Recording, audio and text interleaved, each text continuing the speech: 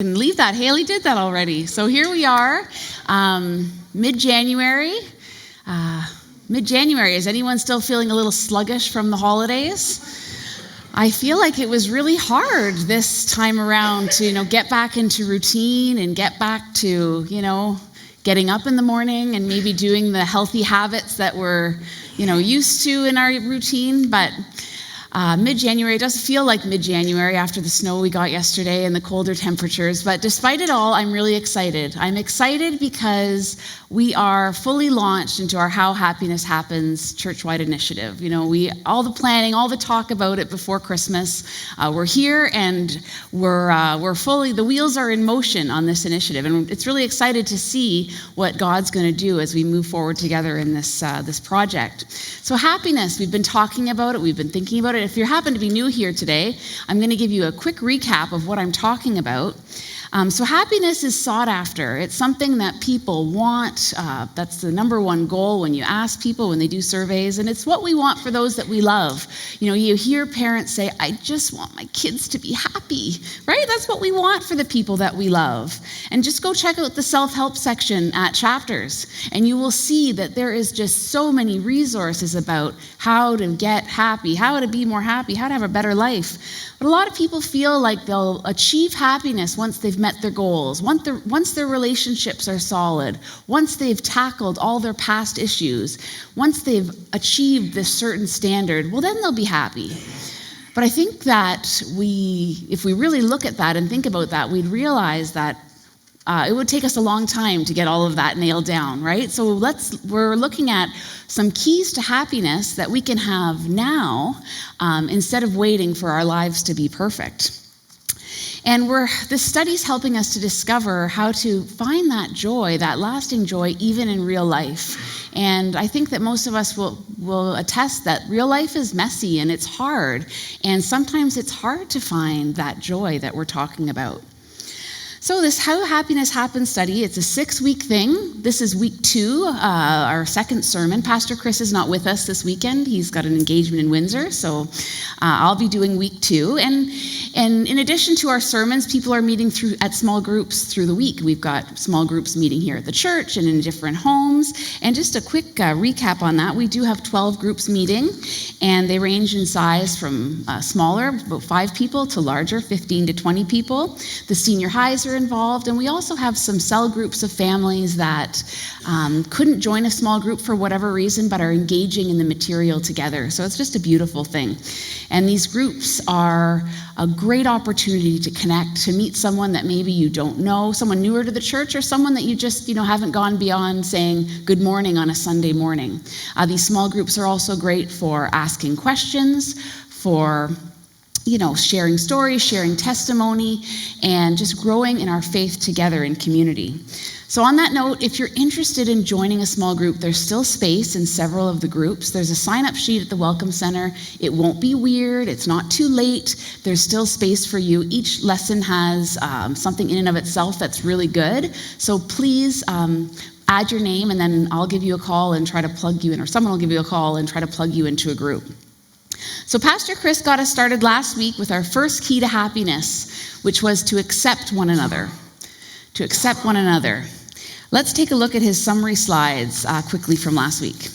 So his first point was that acceptance goes beyond tolerance. So tolerance is, here, and acceptance is here. So acceptance takes another step beyond just merely tolerating someone. So the question was, who am I merely tolerating in my life? And what more could I do to take that next step to actually welcome them and accept them?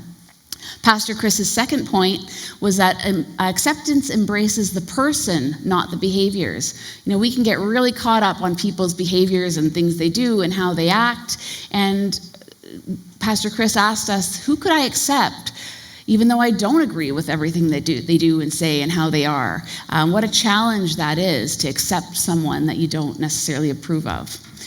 Pastor Chris's final point was that happiness happens by accepting different people. We are all come to the table with different personalities and backgrounds, and oh, we're all so different. We're a beautiful, beautiful mosaic, let's say.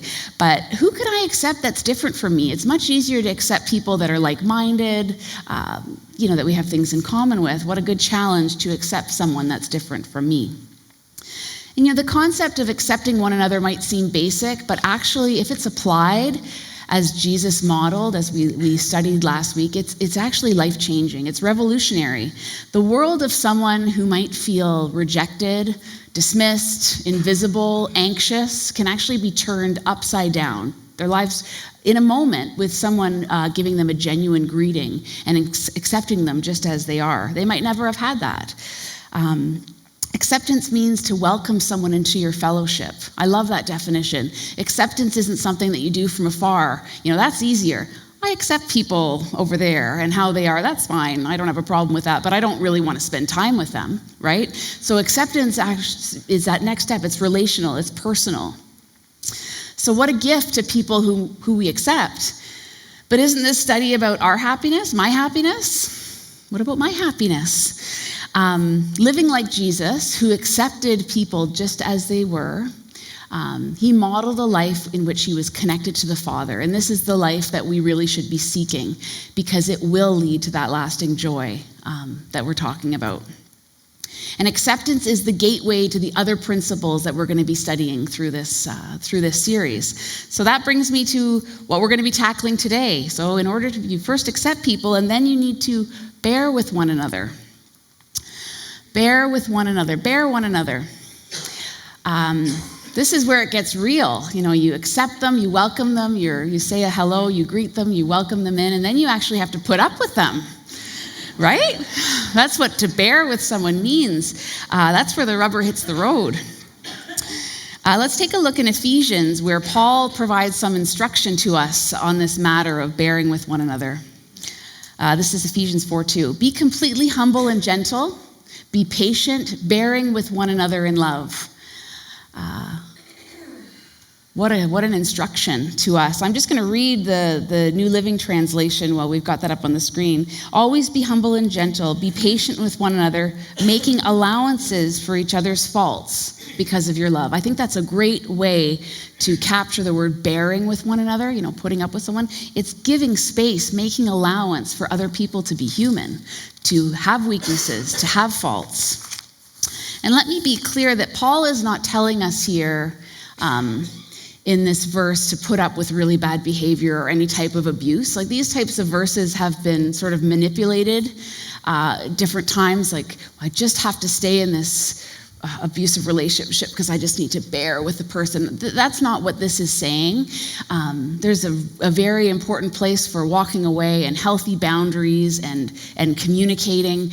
But this is what we're talking about today, is bearing with each other's humanness, with each other's weaknesses, the things that might drive you crazy about someone else. So let's take a minute and we'll talk about other people's weaknesses. It's fun to talk about other people's weaknesses, right? We are so challenged by the people around us and what they do to us. Take a minute and think about what sort of irks you. What are your pet peeves? What are your hang-ups? What makes you feel irritated or annoyed or stressed out? Well, here's a list of mine. This is fun. Sorry, family members, some of these, Chewing with your mouth open, loudly. Gosh. Interrupting someone when they're speaking, especially when I'm speaking. That's like the worst. Really? Tailgating. Someone following too close behind me when I'm driving. I see Joe nodding. Yeah, that drives you crazy too. Close talkers, being like really close. Loud talkers. That is something I endure in my house. There are a lot of loud talkers. Someone who can't make a decision. Like, come on, just make your decision. So I could have gone on for longer. That's my top 6. I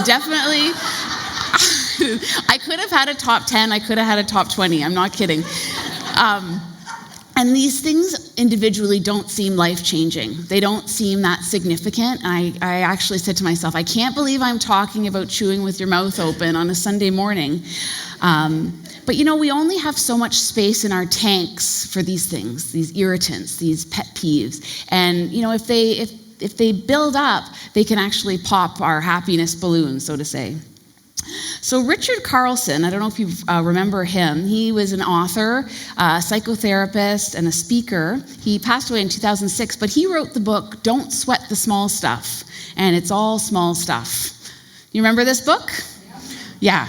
This was it was massively popular. It was spent over 100 weeks on the New York Times bestseller list, and it went on to become a franchise of books. Don't sweat the small stuff in love. Don't sweat the small stuff with money. Don't sweat the small stuff for mothers, in families, blah, blah, blah. Like there is a don't sweat the small stuff for everyone.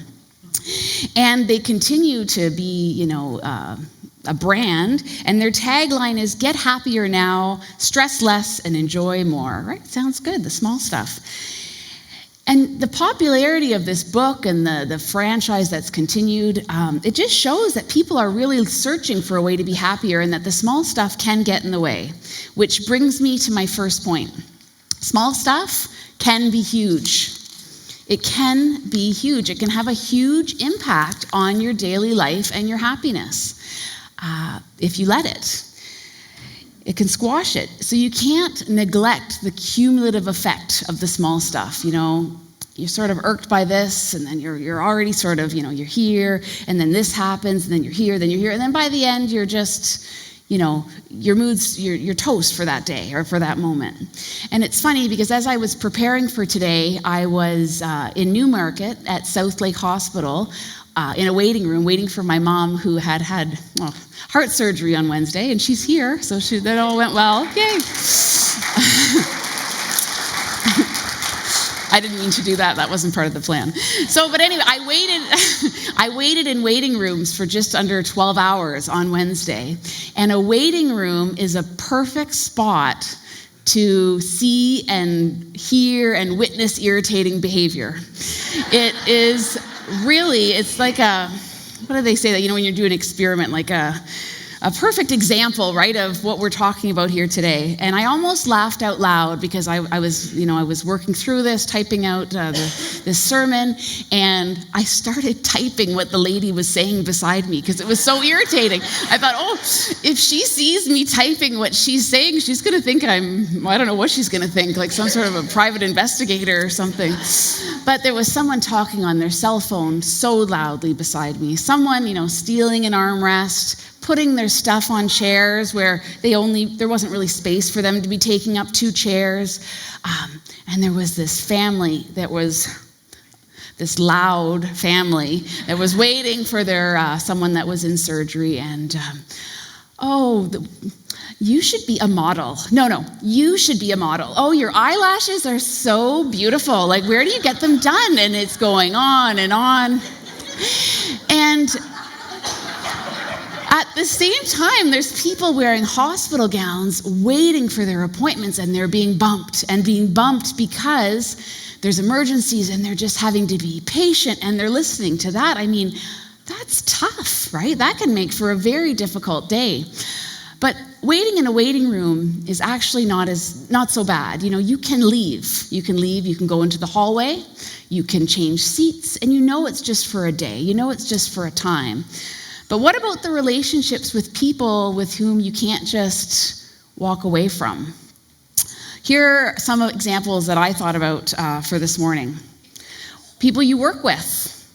If you're annoyed by a coworker in the next cubicle or next office, or someone that works in the same store with you or on the same line as you, or maybe you have to work on projects together, that can have a big impact. 8 hours a day, 5 days a week, feeling irritated by the person beside you, that's going to take a toll. How are you going to be feeling when you get home to your family at the end of the day if that's what's happening? What about bearing with people who are leading you in some way? A supervisor at work. Think about your small group facilitator. What if they bother you? What about a ministry leader here at the church? If they're someone that it's hard for you to put up with them, how are you going to go on in those roles? What about a neighbor? A neighbor in the next apartment or in the yard next door. Here's one more. How about your mother-in-law? Emphasis noted, pause, emphasis noted here. This is some tough relationships that are long-term. You think about blended families where you're having to learn to live with step-parents, step-children who bring to the table different behaviors and traits and personality styles that you're not used to living with. Think about your spouse. Think about your siblings. These are long-term relationships that we really want to learn to bear with one another. And it's hard to shine the light of Christ when you're having a hard time putting up with other people's stuff. So in Ephesians 4:2, Paul instructed us to bear with one another in love. But not only with people on the street or in a waiting room, but with our acquaintances, with our friends, and our family. And it's by exercising patience that we're able to bear with one another. Be patient, bearing with one another in love. If we look back at that verse, that was one sentence. Be patient, bearing with one another in love.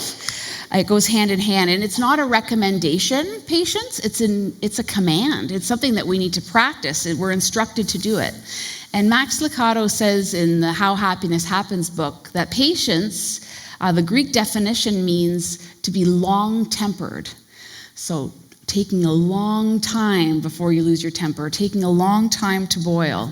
And he also says that the patient person sees all of the peculiarities of the world, but rather than react, bears with them. It sounds easy, but patience is really hard at times. And as I mentioned, it's something that you need to practice. It's not necessarily something that's just going to come in a moment. I'm all of a sudden a patient person. Here's a couple of examples. Practice taking some time before you respond. That's something you can practice. Someone's talking to you, they're saying something that's bothering you. Before responding, just nod, just listen, let it simmer, just take some time before you respond. Don't reply to the email immediately. Wait a few hours, take some time. Don't respond to that text right away. Take some time, let it simmer, think about it. And while you're waiting, there's things you can do. You can pray first. That's a universal strategy. We can all do that when you're feeling the blood start to boil, to just say, okay, God, you got to help me with this because I'm going to lose it. And he'll show up. So pray first. There's other things you can try as you're praying. You can take a walk. You can breathe deeply. Some people, they swear on breathing exercises. Some people count. Some people count backwards. Some people punch a pillow. That's fine. Whatever works for you, whatever it takes to be able to bear, to have a more loving response is worth it. Something you can practice. And we also have to remember that patience is a fruit of the Holy Spirit. In Galatians 5:22-23, it says, but the Holy Spirit produces this kind of fruit in our lives: love, joy, peace, patience, kindness, goodness, faithfulness, gentleness, and self-control. There is no law against these things. As a follower of Christ, you have the Holy Spirit who's taken up residence in you, and these fruits can grow as you learn to walk by the Spirit. He will help produce this fruit in your life if you ask him. So not only is it something that you practice, like I mentioned before, but it's something that you can ask the Holy Spirit to help you with. And right on the spot, it's something you can ask for, like if you, in your devotional time, in your prayer time, but on the spot, when the temperature's rising, call on him to help you. Max Lucado says that we have eagle-eye vision when it comes to other people's faults, but we can be as blind as moles when it comes to examining ourselves. Isn't that true? Like I said, it was really easy for me to come up with pet peeves and things that bother me, but it does take a lot more effort to look inward. Let's take a look at what Jesus said. He spoke quite clearly about how he felt about us pointing out flaws in other people. This is Matthew 7, verses 1-5. And why worry about a speck in your friend's eye when you have a log in your own? How can you think of saying to your friend, let me help you get rid of that speck in your eye, when you can't see past the log in your own eye? Hypocrite, First, get rid of the log in your own eye, then you will see well enough to deal with the speck in your friend's eye. What a great visual. This big honking thing in your line of vision, and you are trying to see around it to point out the things in other people's lives that you can really easily identify and want to change, and you've got the answer. And if only they would do this, and if only they would do this, and they could easily blah, blah, blah. But you've got your own stuff that's getting in the way. What a great visual. So here's the point when it comes to looking at other people's stuff. Here's the point. Seb, focus on your own stuff. Focus on your own stuff first.